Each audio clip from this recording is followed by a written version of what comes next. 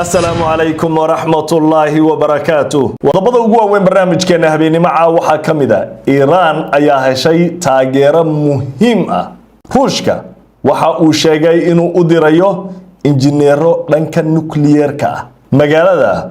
Bushehr ee xarunta nuclear-ka dalka Iran ee Mareykanka uu weerarka ku qaaday xalay tani waa taageeradii ugu muhiimsanayd Iran ay hesho waxaanu eegi doonaa warbixinta ku saabsan qubarada nuclear-ka loo dirayo Iran iyo Mareykanka Israel oo walwal ka muujiyay arintaasi qodobada sidoo kale barnaamijkan idinku eenayana waxa kamida Qatar ayaa xubno muhiim ah u dirtay dalka Iran si loo soo nooleeyo wada hadaladii iyo nabadeyntii laga dhaxwaday Mareykanka iyo Iran oo hadda mugdi gashay qodobada sidoo kale barnaamijka aad ku maqli doonto waxa iyana kamida wasiirka arrimaha dibadda dalka Turkiga Hakan Fidan ayaa ku eedeeyay Netanyahu inuu bariga dhexe ka abuuray xaalad dagaal waxa uu ku sababeeyay in Israel hadda ay galayso doorasho Netanyahu uu rabo in uu furin cusub iyo dagaal cusub uu bilaabo waxa uu yiri Turkiga arinta ma moogo waxay ahayd mar wax laga weydiiyay suurtagalnimada dagaal dhex mari kara Turkiga iyo Israel barnaamijka aad ku maqli doontaa qodobada sidoo kale aanu barnaamijka idinku eenayana waxa kamida Israel ayaa maanta oo Jimcaha xirtay imaamkii iyo shaaqi masjidka saddexaad ee ugu barakaysan muslimiinta Masjid al-Aqsa salaadii Jimcaha kadib waxaan ku hayaa faahfaahin iyo warbixin culayska Israel ay saaraysa masaajidkan qodobka ugu dambeeyana ra'iisul wasaaraha dalka Spain Pedro Sanchez ayaa maanta ka jawaabay eedayntii Trump uu eedeeyay Spain iyo aflagaadadii uu geystay Sanchez maantay ninkii Trump ahaa wax kale laguma tilmaami karo dhulku galiyay wuu duugay wuxuu leeyahay Trump qof caadi ma ahan buu yiri Mareykankana khiyaanadiisa waa la fahmay mar dambe nalama gaadi doono horay ayaa naloo gaaray dagaalkii Ciraaq waxaan ku hayaa qodobada iyo kuwa kale Ruushka ayaa sheegay inuu dirayo injineero hadda la diyaariyay oo u socda dalka Iran injineeradan waxa la sheegay inay u socdaan magaalada Bushehr xarunta nuclear-ka dalka Iran waa goob ay si daran u duqayeen Mareykanka habeenadii la soo dhaafay Ruushka waxa uu ballan qaaday in dhanka aqoonta khibradda waayo aragnimada lagu garab istaagayo dalka Iran tani waxa ay la xiriirtaa markii ay habeen hore soo baxday war sheegaya in Mareykanka uu burburiyay buundo muhiim ah oo badeecada Shiinaha iyo Ruushka ay marayeen oo dalka Iran ku taala lama garanayo qubarada nuclear-ka loo diray Iran inay wada xiriiraan weerarka Mareykanka uu ku qaaday xaruntaasi aan ilaahay buundadaasi railway bridge oo muhiim u ahayd labada dal China iyo Ruushka Iran waxay saaxiib dhow la ahayd ama la tahay dalka Ruushka waxay garab weyn ka siisay dagaalka uu kula jiro dalka Ukraine droneski ugu badnaa Ruushka isticmaalay ayaa la sheegay dalka taageerada ugu badan uu ka helay inay ahayd dalka Iran shahid waxa la xaqiijiyay hadda inay qayb ka ahayd drones dhowr oo lagu garaacay dalka Ukraine waxay isku dayday inay Israel garab siiso laakiin ugu dambeyn waxay ogaatay in Israel ay dhabarka ka toogatay madaxweynaha dalka Ukraine Zelensky ayaa ku eedeeyay Israel in sirdoonkooda ay dhibaato u geysteen dalka Ukraine halkii ay la safan lahaayeen si kastaba ha noqotee warka ku saabsan in Ruushka uu dirayo khubaro caalami ah oo aqoon badan u leh arrimaha nuclear-ka ayaa waxa ay walwal gelinaysaa maamulka Netanyahu iyo Mareykanka waxayna arintan ku soo aadaysaa xilli maalmihii la soo dhaafay weerarada Mareykanka Iran ay sii xoogaysanayaan Iran ay sheegtay inay beegsanayso goobo muhiim ah oo ku yaala bariga dhexe saldhigyada Mareykanka iyadoo sidoo kale Iran maanta digniintii ugu dambeysay ay bixisay ay ku sheegtay in ay Hormuz mar kale xirayso haddii weerarada Mareykanka ay sii socdaan Iran waxa lagu beegsaday qaraxyo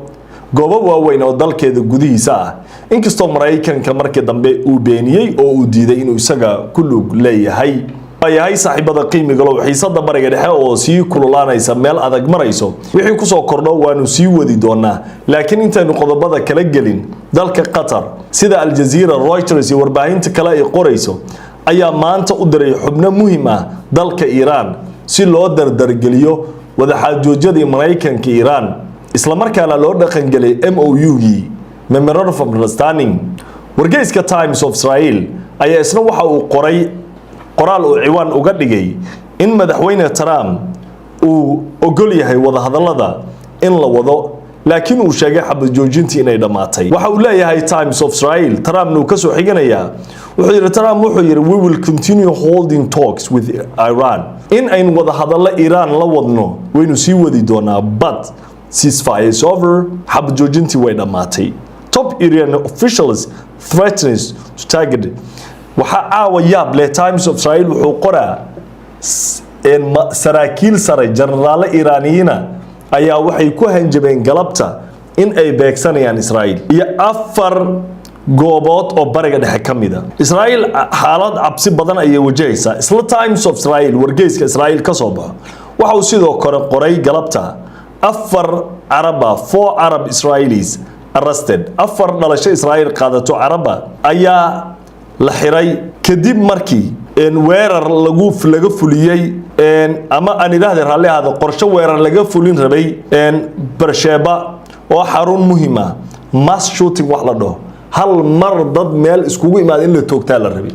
ana dhulkiina ay dhigaan ay rabeen qorshihii waa la ogaaday ay leeyeen waa sida uu qorayo Times of Israel sirdoonka Israel ayaana fishiliya ayaa la leeyahay gabi ahaan Israel hadda waxay ku jirtaa heegan caawa iyo laay galabta nidaamka difaaca Israel iyo seeriga digniinta bixiyo ayaa mar kale la diyaar gareeyay waxaana jira suurtagalnimo ah in Iran ay saacad walba duqeyn karto Israel iyadoo Iran waliba ka careysan kaliya ma ahan weerarka Mareykanka uu ku qaaday dhulkeeda laakiin duqeynta Israel ay ka wado Lebanon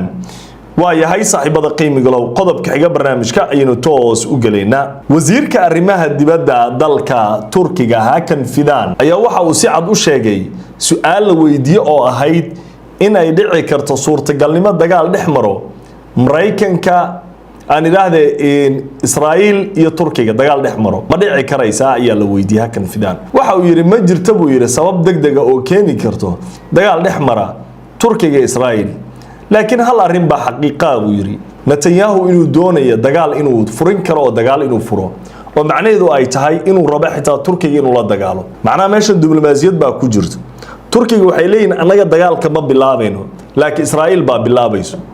Turkigan waxay isku diyaariyeen baa xitaa sida Iran dhulkoosiisa gantaale iyo drones iyo diyaarado ku diyaarsadeen macnaha xitaa waxay sameysteen bam aan ka yareen baa leeyahay nuclearka oo qatara oo magaalooyin dhan burburin kara Turkiga waxay leeyihiin waxaan sugaynaa marka ay ilaahay Israel hal talaabo qaado oo Turkiga ay isku daydo inay xaalad ka abuurto Hakan Fidan waxa uu sheegay inay ka warqabaan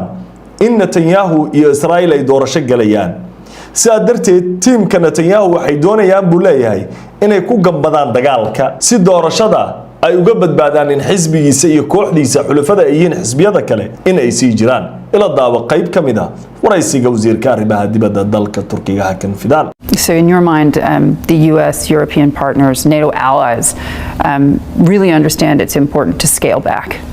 turn the temperature down. Absolutely. Yeah. Absolutely. Yeah. Yeah. Tell me Except this. for Israel, yeah. I was going to ask you about that. So the rhetoric between Turkey and Israel has been rather tense of late. In your mind, will this lead to an open conflict between Turkey and Israel? Well, I think there is no reason to have an open conflict, just since you are asking, because, but as I've been telling, whenever I hear this rhetoric coming from the Israeli politicians, especially as they get closer to the upcoming elections, from both some opposition figures, not all the opposition figures, thanks God, that are still very sane and good people with wisdom and strategic mind in Israel. Not all of them like Netanyahu and his people. But Netanyahu and some people, as they get closer to the elections, they need enemy. Because after they wage war on Hamas, Hezbollah, and Iran, they need another enemy to get somebody to pity them and to, and you think they're trying to do that to Turkey? Absolutely, absolutely. Put you in the firing line, if you will. Yeah. Well, but what we've been telling, Netanyahu, the policies of Netanyahu government is not only problem for us. We are not shying away. This is saying from this. His policies and his government is a burden for Israel, is a burden for region, and is a burden and threat for the international security. We've been telling this for a long time. Not because everybody believes this. wherever you go. waxa uu yiri qatarta Netanyahu kaliya ma ahan buu yiri Turkiga waxay khalis ku tahay Israa'iil laftirkeeda gobolka Turkiga iyo caalamka oo dhan wuxuu yiri Israa'iil markii ay dagaal kala gashay Hamas Hezbollah Iran ay iska celin weysay si ay u sii jirto Netanyahu iyo kooxdiisa ay xilka u sii hayaan ma ahan Israa'iil oo dhan waxa dagaal ka raba laakiin Netanyahu iyo kooxdiisa inay sii joogaan xafiiska waa inay cadow cusub abuurtaan waxa la weydiiyay hakan fidaan miyaad u malaynaysaa in dagaal furan ay idin la galayaan ama Netanyahu kooxdiisa ay doonayaan ha buu yiri way rabaan inay Turkiga la galaan dagaal furan waayo sida kaliya ay ku sii jiri karaan waa in xaaladaasi ay bilaabaan waxa uu sidoo kale sheegay hakan fidaan in Netanyahu iyo kooxdiisa ay rabaan doorashadu inay ku galaan qaab dagaal cadow cusubna muhiim bay u tahay iyaga waayahay saaxiibada qiimiga leh qodobka xiga barnaamijka Israa'iil maanta oo Jimco ah waxa ay xirtay imaamka khatiibka iyo shaaqi masjid al-Aqsa salaadii Jimcaha kadib ayaa shaaqa la xiray lama garanayo xaaladda shaaqa waxa ay ku dambeyn doonto iyo sida loola dhaqmi doono waxa hore aad loogu cambaaray Israa'iil maxaabiista ay geeyaan xabsiyadooda in ay si daran oo aad u foolxun ula dhaqmaan kana baxsan xuquuqul insaanka iyo sidoo kale xuquuqda maxaabiista ama dadka la qabsado Israa'iil maalmihii la soo dhaafay waxay cadaadis ku waday masaajidka saddexaad ee barakeysan ee Al-Aqsa masjidkan waa qibladii hore ee muslimiinta wana meeshii loo dheelmiyay Nabi Muhammad calayhi salaatu wasalaam culays badan ay Israa'iil ka wadaa waxa ay sheegtay inay qorsheynayso in la burburiyo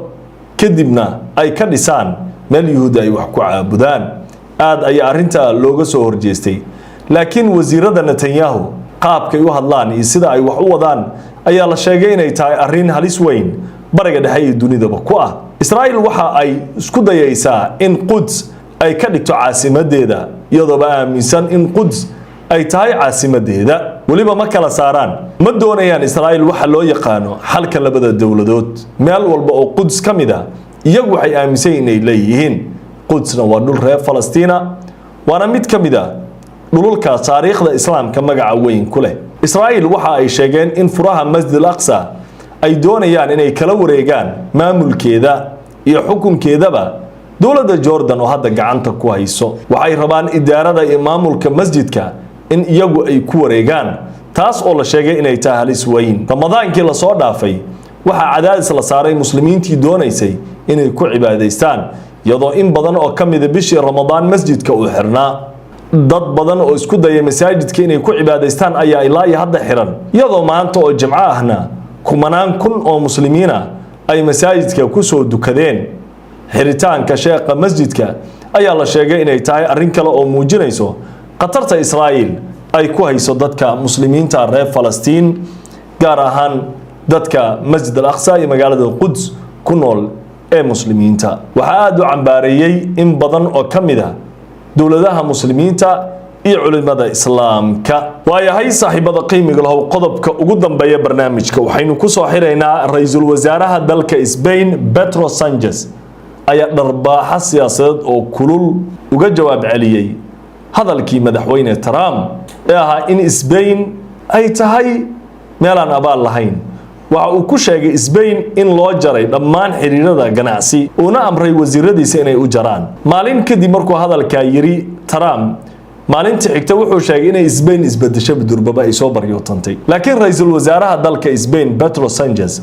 waad u taageersan qadiyadda reer Falastiin aqoonsadeen dawladnimada Falastiin aanu cambaaray xadgudubka loo geystay dadka reer Gaza qaybna ka noqday dacwadii laga geeyay Israa'iil dagaalka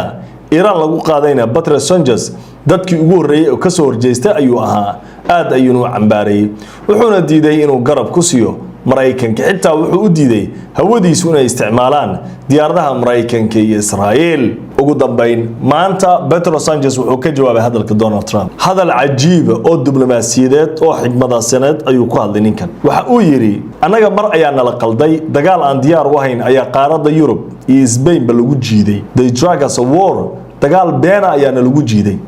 waxaana loo sheegay 2003 inta la weeraray Ciraaq markii la weerar rabay waxaana la dhahay Saddam Hussein wuxuu haystaa hubka wax gumaada ugu dambeynna waxa soo baxday taasi inay been ahayd haddana beentii ayaa loo soo celiyay